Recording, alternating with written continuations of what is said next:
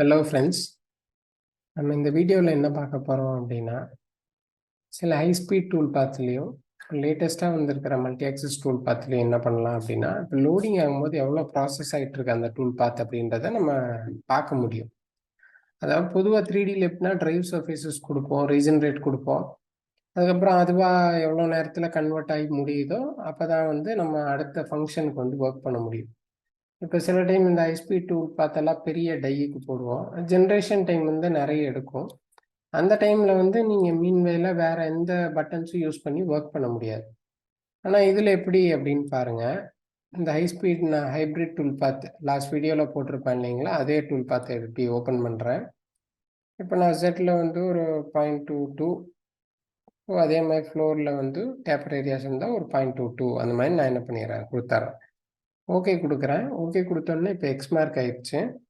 இந்த X mark வந்ததுக்கப்புறம் என்ன பண்ணுங்கன்னா, வியூவில் 52% ஆகிட்டு இருக்குன்னு வரும். நார்மலாக இது எவ்வளோ கம்ப்ளீட் ஆக போகுது அப்படின்றது உங்களுக்கு தெரியும். சில டைம் ரொம்ப லோட் ஆகுதுன்னா நீங்கள் அதுக்கேற்ற மாதிரி என்ன பண்ணிக்கலாம், உங்கள் ஒர்க் பிளானை வந்து நீங்கள் பார்த்துக்கலாம். ஸோ இந்த மல்டி த்ரெட்டிங் மேனேஜர் வந்து ரொம்பவே ஹெல்ப்ஃபுல்லாக இருக்கும் சில லேட்டஸ்ட் டூல் பாத்ஸ்லேயும். இப்போ 22 ஒரு multi access tool path load பண்ணும்போது இதை நம்ம நிறையவே பயன்படுத்துவோம். சரிங்களா? 2-3 ஆப்ரேஷன் லோட் பண்ணுறீங்கன்னா எந்த ஆப்ரேஷன் எவ்வளோ ப்ராசஸில் இருக்குதுன்னு பார்த்துக்கலாம். நீங்கள் வந்து இப்போது ஃபார் எக்ஸாம்பிள் இதில் போயிட்டு நான் 0.15 அப்படின்னு கொடுக்குறேன். Okay, let's do regenerate. இப்போ ரைட் கிளிக் பண்ணி பாஸ் அப்படின்னு கொடுத்தீங்கன்னா பாஸ் ஆகிடும், ப்ராசஸ் ஆகாது.